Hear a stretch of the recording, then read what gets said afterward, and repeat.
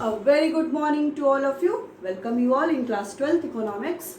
So as you know that in the previous class we have started the chapter money, that is what is money. Okay, so in the previous classes we have already discussed, we have completed 4 chapters of your macroeconomics.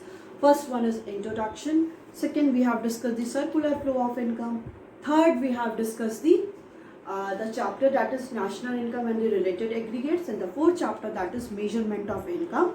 So we have already discussed all these chapters, and I have also given these some numerical questions of the chapter that is measurement of income, national income, and you also done the various solution of the that questions, and I think so you are clearly understand the how we calculate the GDP, MP, GNP at FC, national income or the domestic income by the different method, that is income method, value added method, and the expenditure method. Okay, so after that we have started the chapter that is what we can say that is money. Okay, so in the last class we have discussed about the we have discussed about the that is introduction of the money, and after that evolution of the money. Okay, so in today's class we are going to first of all recapitulate all the topic whatever we have discussed.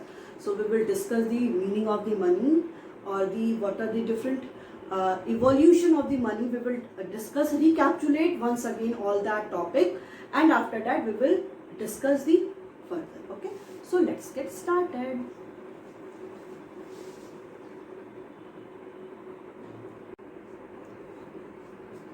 So the next topic, or the topic that we are going to discuss or the start the chapter, that is evolution of money. Evolution of money.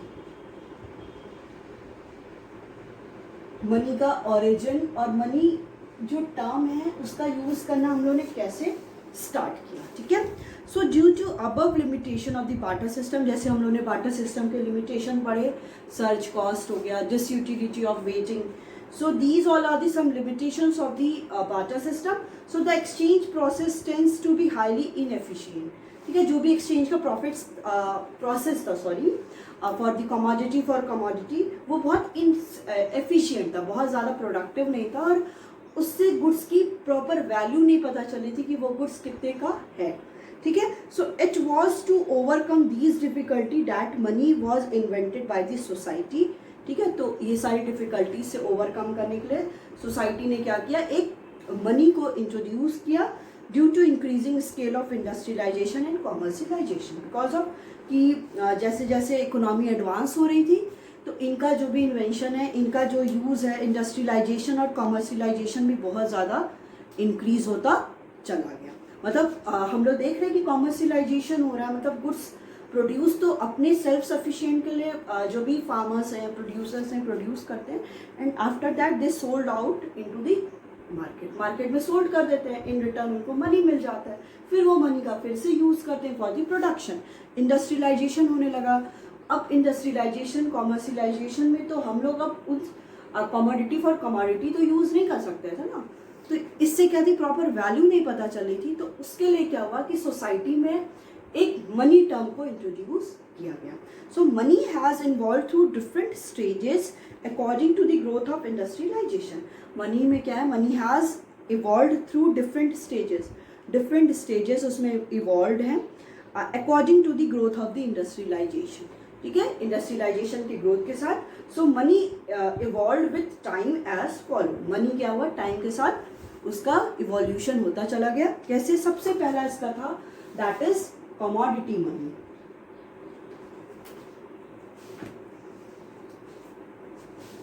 Commodity money.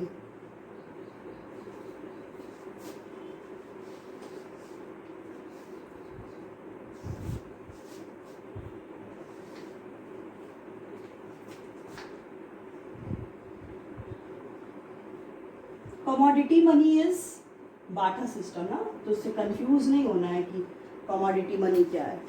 ठीक है, next आया इसके बाद metallic money. Metallic money, metallic बोलते हैं ना, metallic money. Metallic money, money simply means the that is gold और silver. जो हम लोग गोल्ड और सिल्वर, आपको याद होगा, आपने सुना भी होगा, जो एम्परर्स थे, ठीक है, मुगल एम्परर्स थे, आप लोग सुना, ये सब हिस्ट्री में सुना होगा, वो लोग क्या करते थे, गोल्ड के कॉइन्स, सिल्वर के कॉइन्स को यूज करते थे, ठीक है। नेक्स्ट है आपका that is paper money. Paper money पता है आप लोग ने, नाउ अभी मेरे पास नोट्स नहीं है, अभी जो आप लोग देखते होगे 100 की नोट, 2000 की नोट्स, 500 की नोट्स, 10 रुपीज़ की नोट, 20 रुपीज़ की नोट्स, 50 रुपीज़ की नोट्स, उन्हीं को हम लोग बोलते हैं पेपर, क्योंकि वो पेपर से बना होता है ना, इसको अगर हम लोग टीयर करेंगे तो वो फट भी जाएगा ना, तो उसको बोलते हैं पेपर मनी। नेक्स्ट है आपका बैंक और क्रेडिट मनी। बैंक और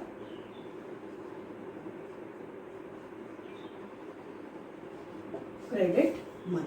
अब सिंपली देखते हैं, कमोडिटी मनी को ही हम लोग बाटा सिस्टम भी बोलते हैं, बाटा सिस्टम, ठीक है, barter system. Commodity money is barter system. Metallic money क्या हो गया, वही आपका गोल्ड और कॉइन्स के जो कॉइन्स यूज करते थे। देखो कमोडिटी मनी, देखो जब भी हम लोग बात करते हैं, इसके जो डिफरेंट स्टेजेस हैं, कमोडिटी मनी के बाद metallic money, paper money, bank और क्रेडिट मनी, क्यों एक नया इंट्रोडक्शन हुआ। कमोडिटी मनी का हम लोग ने देख लिया, जिसको हम लोग और क्या बोलते हैं, बाटा सिस्टम बोलते हैं ना।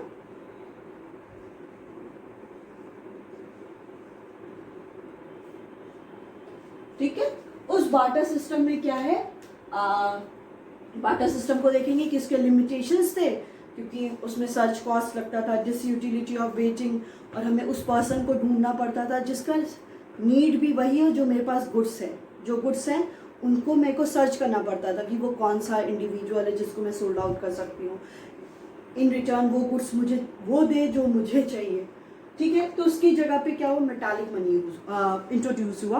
मेटालिक मनी में सिंपली क्या था कि गोल्ड एंड कॉइन्स के gold and coins, gold coins और सिल्वर कॉइन्स यूज हुए, और इसमें क्या बोल सकते हैं कि इसके बेसिकली इसका जो एक डीमेरिट था वो क्या था कि इसको कैरी करना बहुत मुश्किल था, कि अब कोई भी ट्रांजैक्शन करे, मतलब एक इंडिविजुअल यहाँ से किसी और स्टेट में जा रहा है तो बहुत सारे कॉइन्स को लेके चलना पड़ता था कि हाँ, क्योंकि उसके बिना तो उसकी कोई वैल्यू नहीं है, एज वेल एज उसकी प्रॉपर वैल्यू नहीं पता चलती। अब जैसे मैंने एग्जांपल दिया कि 2 kg राइस चाहिए और मेरे पास गोल्ड कॉइन है, तो गोल्ड कॉइन देने पे गोल्ड की डिनोमिनेशन, गोल्ड का वैल्यू कितना ज़्यादा, 2 kg राइस की इतनी वैल्यू नहीं है, तो भी हमको देना ही पड़ जाता था, तो इसके डीमेरिट्स हो गए ये।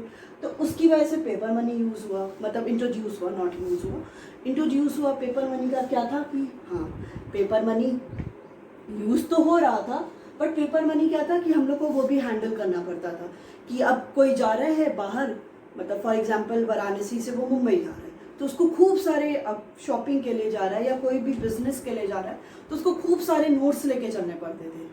अब वो कैरी करना मुश्किल होता था, क्योंकि रास्ते में कुछ भी हो गया, कोई थेफ्ट हो गया, तो वो सारी मुश्किल थी। तब उसकी जगह पे अब नया यूज़ हुआ, दैट इज़ बैंक और क्रेडिट मनी, जो आप लोग देखते होंगे, debit cards, credit cards, ATM, so these all are the credit money, ठीक है। डेबिट कार्ड्स हो गए, अब यहाँ से वाराणसी से मुंबई जा रहे हैं, अकाउंट में पैसा है, कार्ड ले लिया, ठीक है, जो भी ट्रांजेक्शन करना है हम लोग ईजिली कर सकते हैं, ठीक है। Debit cards, credit cards, ATM, automated teller machines, so these all are the credit money. तो ये क्या है आपका evolution of the money. Money का इवोल्यूशन कैसे हुआ, commodity money, metallic money, paper money, bank और क्रेडिट मनी, और जिसमें क्या आता है डेबिट कार्ड्स, क्रेडिट कार्ड्स और दी ATM, ठीक है।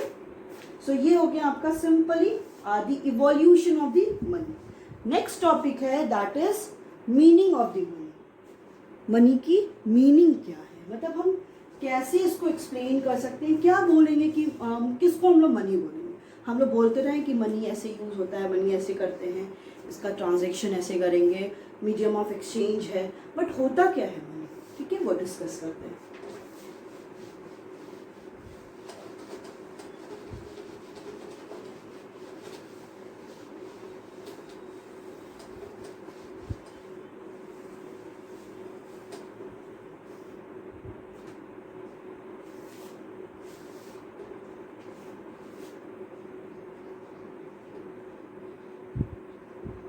मीनिंग ऑफ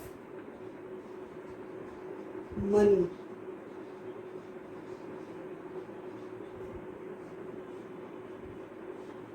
ठीक है, मनी की मीनिंग क्या है। ठीक है, एक सिंपली एक इकोनॉमिक्स हैं, उन्होंने बहुत सिंपल टर्म्स में बोला था कि आज देखिए जैसे बहुत सारे इकोनॉमिक्स हैं, उनके अकॉर्डिंग मनी कुछ कुछ है। कोई कहता है मनी ये है, कोई कहता है मनी ये है, बट एक सिंपल सी डेफिनेशन है according to Walker. According to, ऐसी सिंपल सी मीनिंग है, मतलब ऐसी सिंपल सी डेफिनेशन है कि उसको याद करना इतना क्वाइट इजी है, जो आप एकदम एक बार सुनेंगे तो आपको लगेगा ये क्या है। ठीक है, बताते हैं। सो वो है that money is what, money is what money does.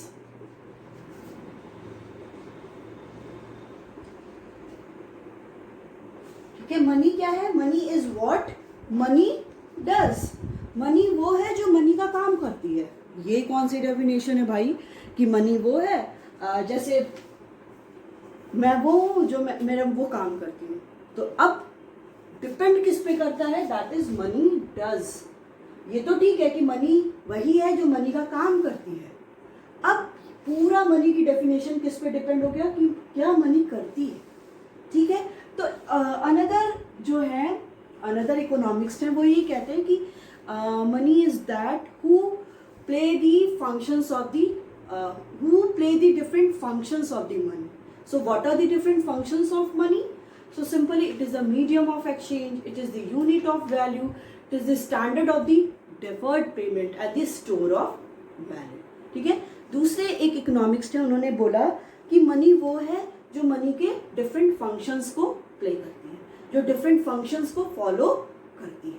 अब मनी के डिफरेंट फंक्शंस क्या हो गए कि मनी को हम लोग कैसे यूज करते हैं, as a medium of exchange, medium की हमको एक्सचेंज करना है उसके टर्म है। As a unit of value, कि एक यूनिट वैल्यू मनी की जो है उसको वैल्यू एज अ यूनिट हम लोग यूज कर रहे हैं। थर्ड क्या है, standard of deferred payment. Deferred मतलब which is payment in the future. तो ठीक है, मनी कैसे यूज करें जिसका पेमेंट हम फ्यूचर में भी कर सकते हैं। एंड स्टोर ऑफ वैल्यू, कि मनी को हम लोग स्टोर भी कर सकते हैं। ठीक है, तो मनी इज सिंपली व्हाट, कि मनी क्या करती है कि जो भी बहुत डिफरेंट फंक्शंस को फॉलो करती, डिफरेंट फंक्शंस को रोल प्ले करती है। उसमें फंक्शंस क्या क्या हो गए, as a medium of exchange, as a unit of value, as the store of value and the standard of the deferred payment. So money is what money does according to Walker. Walker ने बोला कि money वही है जो money का काम करती है, और मनी का काम क्या है, different 4 functions of the money, that is medium of exchange, unit of value, store of value and standard of deferred payment.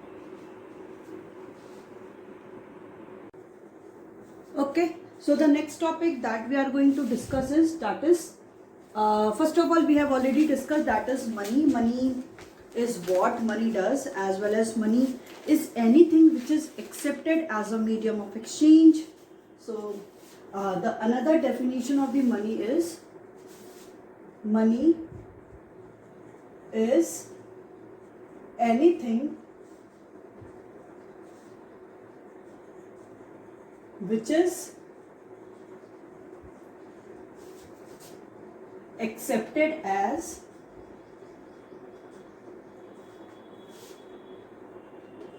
medium of exchange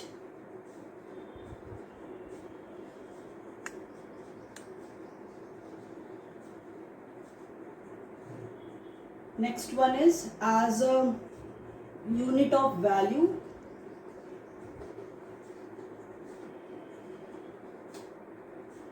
standard of deferred payment, standard of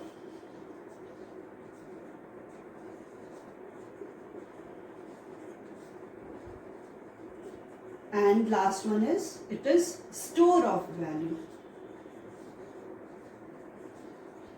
Okay, so money is anything which is accepted as the medium of exchange, the unit of value, standard of deferred payment, as well as the store of value. Okay. So in other words, we can also say that money is anything which can overcome the difficulties of the barter exchange or the barter system. कि money को simply हम ये भी कह सकते हैं कि वो है, मनी इज एनीथिंग जिसके थ्रू हम लोग क्यों जो भी बार्टर एक्सचेंज के और बार्टर सिस्टम के डिफरेंट लिमिटेशंस थे उससे हम लोग ओवरकम कर सकते हैं. तो बार्टर सिस्टम के मेन जो उसके लिमिटेशंस डिसएडवांटेज क्या है कि बार्टर सिस्टम को as a medium of exchange हम नहीं ले सकते थे, as a unit of value भी नहीं ले सकते थे क्योंकि उसमें कोई यूनिट नहीं होती थी. Third, standard of deferred payment की तरह भी नहीं ले सकते हैं. That payment which is made in the future we can not take that of the barter system in this case of the in the like the standard of deferred payment. And the last one is store of value कि barter system में हम लोग goods को store करके नहीं रख सकते हैं कि एप्पल को हम लोग 1 महीना स्टोर करें देन इसको हम लोग क्या करें, सोल्ड करें. तो ये सारी चीज़ें हम लोग बेसिकली नहीं कर सकते जो भी बार्टर सिस्टम है. तो मनी को सिंपली पहला हम लोग ने बोल दिया according to Walker that money is what money does. Okay. Next definition is the money is anything which is accepted as the medium of exchange, unit of value, standard of deferred payment and the store of value. And money is anything which can overcome all the difficulties or the problems of the barter exchange. That is lack of medium of exchange, lack of unit of value, lack of standard of deferred payment and lack of store of value. ठीक है. तो ये हो गया आपकी simply money की meaning. Next topic है that is definitions of the money. Money की डेफिनेशंस क्या क्या होंगी.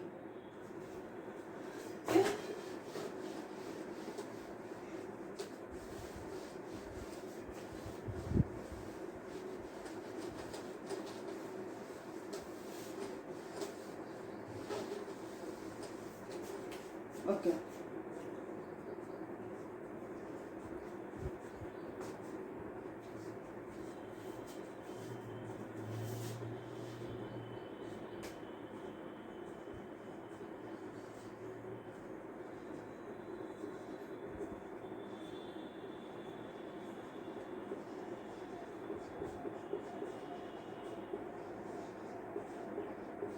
Definitions of the money.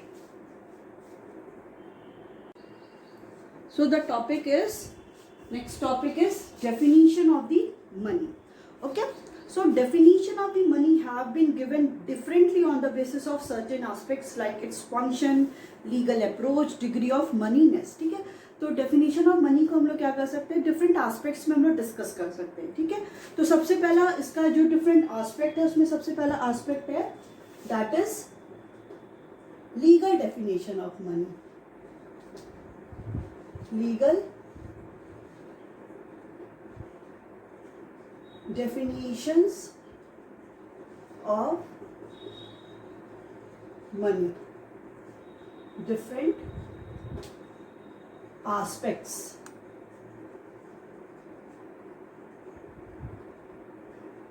Legal definition of money. Next one is functional definition of money.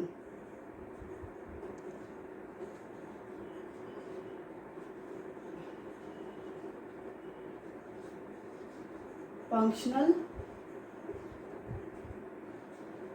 definition of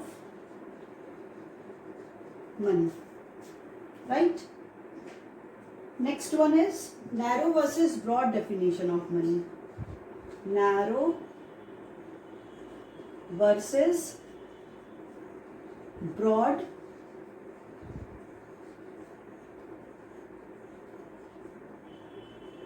definition of money. And the last one is money and the near money.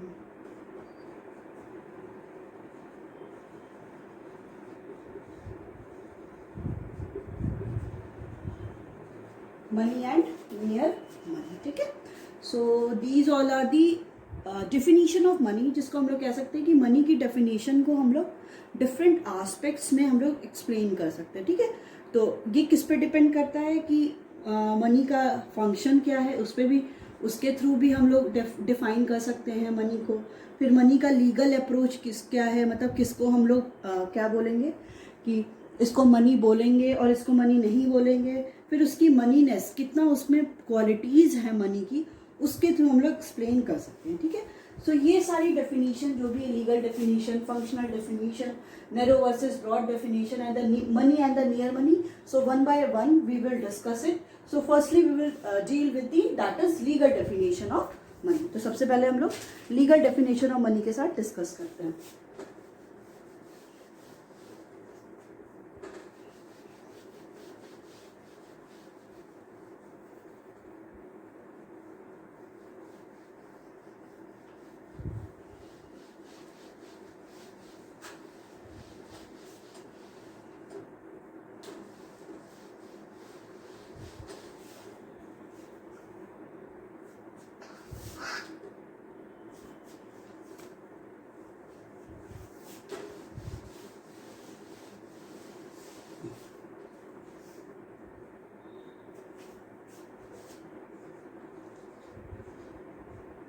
Legal definitions of money.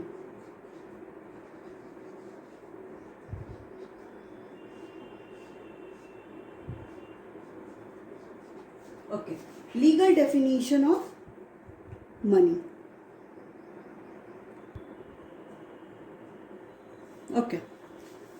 So according to this definition that money is what the law say it is, ठीक है। Legal definition of money में एक ही, money वही है जो law कहता है, ठीक है। जो लॉज बने हुए हैं जो ये डिसाइड करता है कि इस मनी को हम लोग एज अ लीगल मानेंगे और इस मनी को एज अ लीगल हम लोग नहीं मानेंगे। जैसे आपको सुना होगा डीमोनेटाइजेशन जब हुआ तब 500 रुपीज़ और 1000 नोट को एज अ हम लोग लीगल टेंडर नहीं मान रहे थे। क्यों? क्योंकि अब वो 500 या 1000 रुपीज़ की नोट, जो पुराना वाला 500 और जो 1000 की नोट है, अभी आप कहीं भी लेके जाओगे शॉप पे और बोलोगे कि मुझे ये सामान दो, ये पैसा लो, तो कोई भी नहीं लेगा। क्यों? क्योंकि वो एज अ लीगली अब गवर्नमेंट उसको क्या कर दिया, बैन कर दिया, हम उसको अब यूज़ नहीं कर सकते, ठीक है। उसी को क्या बोलते हैं कि मनी वही एज हम उसको यूज़ करते हैं जो लॉ कहता है, ठीक है। So money is what the law से इट इज़, मनी वही है जो लॉ कह रहा है। लॉ बोल रहा है कि ये मनी है, इसको एज अ मनी यूज़ कर सकते हैं। जैसे अभी मैं आपके सामने 2000 की नोट लेकर आऊँ, ठीक है, अभी कहा जाएगा कि नहीं अभी एज अ लीगल हम लोग यूज़ नहीं कर सकते, तो वो मनी 2000 वेस्ट है, ठीक है। उसको हम लोग तभी यूज़ कर सकते हैं जब हम उस 2000 की नोट को हम लोग कन्वर्ट करें किसी और नोट में। 500 की 4 नोट्स ले लिया या 100 की हम लोग नोट्स ले लिए, तब वो क्या होगा, एज अ लीगल टेंडर हम उसको यूज़ कर सकते हैं, ठीक है। तो उसी को बोलते हैं मनी वही है जो लॉ कहती है कि इसको हम लोग एज अ मनी की तरह एक्सेप्ट करेंगे। So it means that anything will be called money if the law proclaims it to be money, ठीक है। जब लॉ कहती है, law says, if law proclaims is to be money, जब law कहती है, लॉ उसको कहती है कि एज अ मनी हम इसको यूज करेंगे, एज अ मनी इसको एक्सेप्ट करेंगे, वही मनी एक्सेप्ट होगी। It will be commonly accepted as the measure of the value, accepted as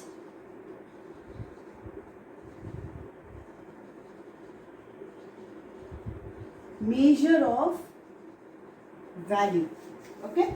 It will indulge with the legal tender power, it should have the legal tender power।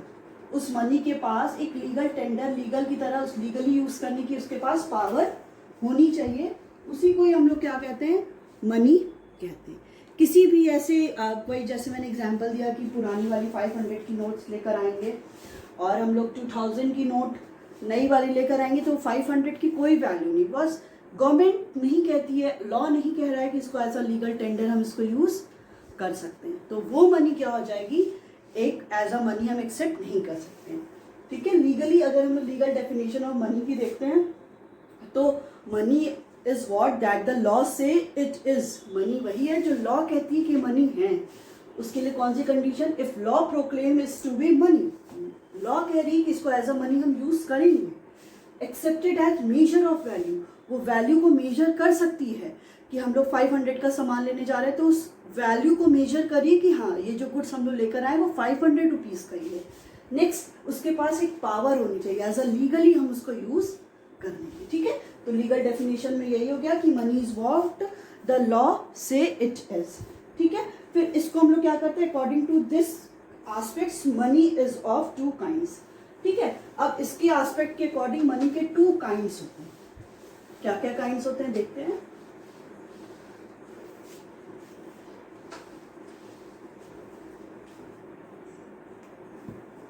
Money is of two kinds. ठीक है, money two kinds के होते हैं। पहला है आपका as a legal tender money, money को हम लोग एक एज अ लीगल टेंडर ले रहे हैं, and non legal tender money. ठीक है, तो इसको हम डिवाइड करते हैं, that is legal tender money and non legal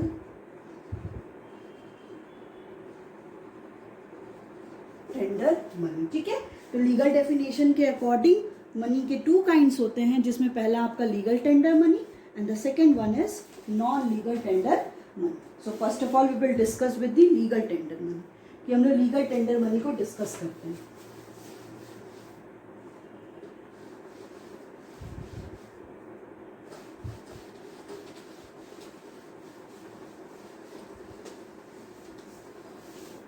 Firstly, we will discuss the legal tender money.